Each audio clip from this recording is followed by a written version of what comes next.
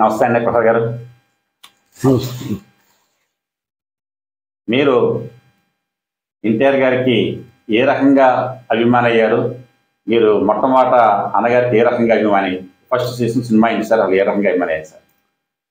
నేను చిన్నప్పటి నుంచి కూడా ఎన్టీ రామారావు గారి అభిమాని. సినిమాల్లో చిన్నప్పుడు కూడా మా వాళ్ళు చెప్తూ ఉండేవాళ్ళు, ఆయన సినిమాల్లో ఫైటింగ్లే చేస్తే నేను పక్క వాళ్ళని కొట్టి చేసేవాడిని అని అందరూ చెప్పాడు. నాకు మొట్టమొదటిగా నాకు కొంచెం బాగా వచ్చిన తర్వాత జయమందే సినిమా నేను ఆయన అభిమానిగా మారటానికి ఆ సినిమా నాకు నాంది. ముఖ్యంగా ఆ సినిమా నేను ఎన్నిసార్లు చూశానో నాకే తెలీదు. ఆ థియేటర్కి మా ప్రెస్ తరఫున మేము టికెట్లు ప్రింట్ చేసేవాళ్ళం కాబట్టి నాకు 2 రోజులకి 3 రోజులకి నాకు ఆ థియేటర్కి వెళ్ళిపోయి నాకు కావాల్సిన సీన్లు చూసి ఎన్నిసార్లు చూశానో కూడా తెలీదు. అప్పటి నుంచి నేను ఎన్టీ రామారావు అభిమానిగా ఆ 10 ఏళ్ళ వయసు నుంచి కూడా నేను అభిమానిగా ఉంటూ వచ్చాను. అలాగే సార్, సీతారామ కళ్యాణం సినిమా రిలీజ్ అయినప్పుడు అన్నగారు ఏలూరు వచ్చారని తెలిసింది. ఆ ఏలూరు వచ్చినప్పుడు అన్నగారిని మీరు కలిశారా? అప్పుడు అన్నగారు ఏలూరు రావడం జరిగింది సీతారామ కళ్యాణానికి. అప్పుడు ఆ నైట్ ఆ థియేటర్ ఓనర్ గారు డిన్నర్ ఇచ్చారు ఆయనకి. ఆ డిన్నర్కి మా నాన్నగారిని ఆహ్వానించడం జరిగింది. అప్పుడు మా నాన్నగారు నేను ఆయన అభిమాని అని చెప్పి నన్ను ఆ డిన్నర్కి తీసుకెళ్ళడం జరిగింది. తీసుకెళ్తే ఆ ఓనర్ కూడా ఈయన మీ అభిమాని అండి, మా పేర్రాజు గారి అబ్బాయి అని పరిచయం చేస్తే అప్పుడు నాకు ఇంచుమించు 12 ఏళ్ళు అంత వయసు ఉంటుంది. మంచిది నాయన నన్ను భుజం మీద తట్టి ఆయనతో పాటు నేను డిన్నర్లో పాల్గొనే అదృష్టం నాకు ఆ రోజుల్లోనే ఆ చిన్న వయసులోనే కలుగుతాం నా అదృష్టంగానే భావిస్తున్నాను.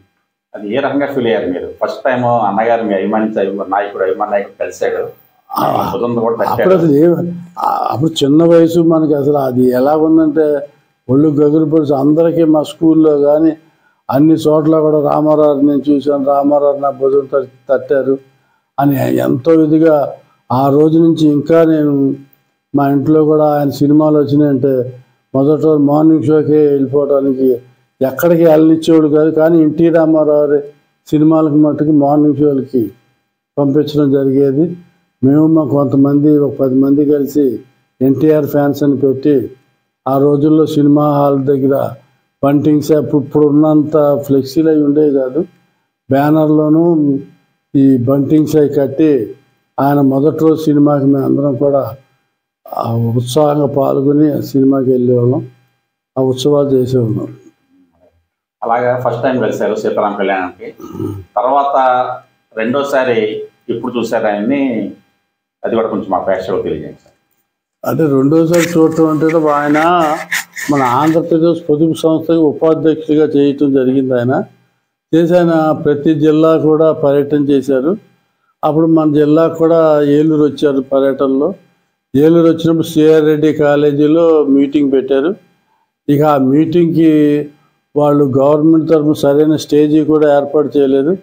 కానీ ఆ రోజున దాదాపు ఒక 4-5 లక్షల మంది కాలేజీ గ్రౌండ్లు మొత్తం నిండిపోయి ఆ జనం ఆయన స్టేజీ మీదకి వచ్చేటప్పటికి ఉత్సాహంగా ఆ తోపుళ్ళాటలో కరెంటు వైర్లు తెగిపోయి అన్నీ అయ్యేటప్పటికి ఆయన మాట్లాడుకోకుండా చేయి ఊపేసి ఇక డేంజర్ అవుతుందని చెప్పి ఆయన వెనక్కి తిరిగి వెళ్ళిపోవడం జరిగింది.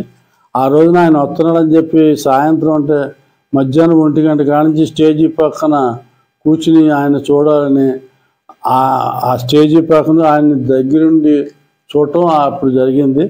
ఆ తర్వాత రామారావు పెద్ద కుమార్తె లోకేష్ గారి వివాహం మా ఏలూరు పెదపాడు నాయుడుగూడు గార్పాడు సాంబశివరావు అబ్బాయికి ఇవ్వటం జరిగింది. మాకున్న అనుబంధంలో వాళ్ళు పెళ్ళికి ఇన్విటేషన్ ఇవ్వటం జరిగింది. అప్పుడు మా ఊరిని పెళ్ళికి పంపించడం జరిగింది.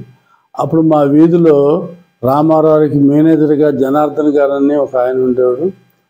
ఆయన కూడా నేను అక్కడ ఉంటానని చెప్పి అంటే నేను ఆ పెళ్ళికి వెళ్ళటం జరిగింది. ఆ పెళ్ళికి వెళ్ళినప్పుడు అతను రామారావు దగ్గరికి తీసుకెళ్ళి ఏమంటే మీ అభిమాని అండి ఏలూరు అని చెప్పి పరిచయం చేస్తే ఆయన సెకండ్ ఇచ్చి బుధం తట్టి ఇప్పుడు ఏం చదువుతున్నావు ఏంటి జాగ్రత్తగా చదువుకో అని చెప్పి నన్ను బుజ్జగించి చేశారు. అది నేను మర్చిపోలేని సన్నివేశం. ఆయన ఆ పెళ్ళి అయ్యే వరకు పొద్దున్న సాయంత్రం కూడా ఆయన ఎక్కడైతే నుంచున్నారో ఆ నుంచున్న పక్కన కుర్చీలో కూర్చుని ఆయన తనివి తీరా దర్శించుకున్న సందర్భం అది. అది ఇండస్ట్రీలో సినిమా పరంగా ఉండగా కలిసిపోవటం జరిగింది. అన్నగారు 1982లో పార్టీ స్థాపించారు. ఆ స్థాపనకి అది ఎలా జరిగింది, ఇక్కడ మీ అనుభవాలు ఏంటి, ఏ రకంగా ఉందని చెప్పండి సార్. అప్పుడు మెయిన్ మంచి యుక్త వయసు, ఇక మనకి లైఫ్ సెటిల్ అయ్యే టైం అది. ఆ టైంలో అన్నగారు పార్టీ పెట్టడం జరిగింది. పార్టీ పెడుతున్నారని చెప్పి ముందు ఊటీ నుంచి పలానా పార్టీ పెడుతున్నానని చెప్పి ఈ జస్టిస్ చౌదరి దాంట్లో అనౌన్స్ చేశారు. ఆ తర్వాత న్యూ అసెంబ్లీ క్వార్టర్స్లో పార్టీ అనౌన్స్ చేస్తున్నారని చెప్తే ఆ రోజున అక్కడికి వెళ్ళటం జరిగింది. వెళ్ళినప్పుడు ఆయన పార్టీ అనౌన్స్ చేశారు. పార్టీ అనౌన్స్ చేసిన తర్వాత వచ్చి మళ్ళీ 4 రోజులకి మళ్ళీ మా కుర్రాళ్ళు మేము అందరం కలిసి ఆయన కలిసినప్పుడు జాగ్రత్తగా చేయండి, మీరు అందరూ ఇచ్చేయని చెప్పి అప్పటికి 1 వారం రోజులు మొదటి సమావేశం ఏర్పాటు చేశారు. ఆ సమావేశానికి వేసిన వాల్ పోస్టులు కూడా మాకు ఇచ్చి మీరు ఏలూరులో అంటించడం చెప్పారు. ఫస్ట్ ఏలూరులో బీజం నాటింది వాల్ పోస్టులు, కానీ పార్టీకి నాంది పలికింది నేనే అని చెప్పి నేను గర్వంగా చెప్పుకుంటాను. అలాగే ఆయన పార్టీ అనౌన్స్ చేసిన తర్వాత మార్చి 8 అనౌన్స్ చేశారు. అప్పుడు మొట్టమొదటి పర్యటనకి ఏలూరుకు రావడం జరిగిందట సార్. అప్పుడు పర్యటన విషయాలు, కేసరి థియేటర్లో మీటింగు అవి ఎలా జరిగింది సార్ అయినా ఒకసారి? అది మాకు ఆ ఫస్ట్ మహానాడు 82 మే 28 తిరుపతిలో జరిగింది. తిరుపతిలో జరిగినప్పుడు మహానాడుకి వెళ్ళాం. ఆ తెల్లారి మళ్ళీ కొండ మీద ప్రతి జిల్లాని కలుసుకోవడం జరిగింది. అప్పుడు చెప్పారు జూలై 2వ తారీఖున మీ జిల్లా వస్తున్నాను, ఆ రోజున బహిరంగ సభ కూడా ఏర్పాటు చేయండి అని చెప్పడం జరిగింది. సరే మేము వచ్చేసిన తర్వాత వారు ఏం చేశారంటే, అప్పట్లో అందరూ కూడా ఈయన రంగులు వేసుకునేవాడు, సినిమా వాడు, ఈయన పార్టీ ఏంటి అని చెప్పి అందరూ కూడా చాలా హేళనగా ఇదిగా చూసేవాళ్ళు.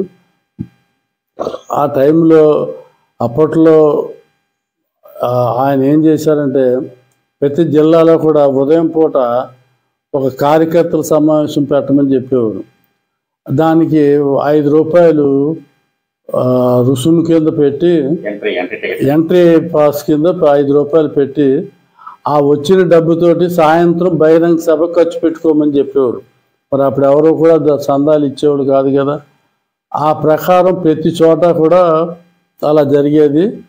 ప్రతి జిల్లాలో కూడా ఏంటంటే ఆ పాసులు ఎక్కువగా అమ్మేయటం వల్ల ప్రతి జిల్లాలో కూడా హాలుకి మించిన జనం వచ్చి ఎక్కడ కూడా పొద్దునపూట మీటింగ్లు ఎక్కడా జరగల.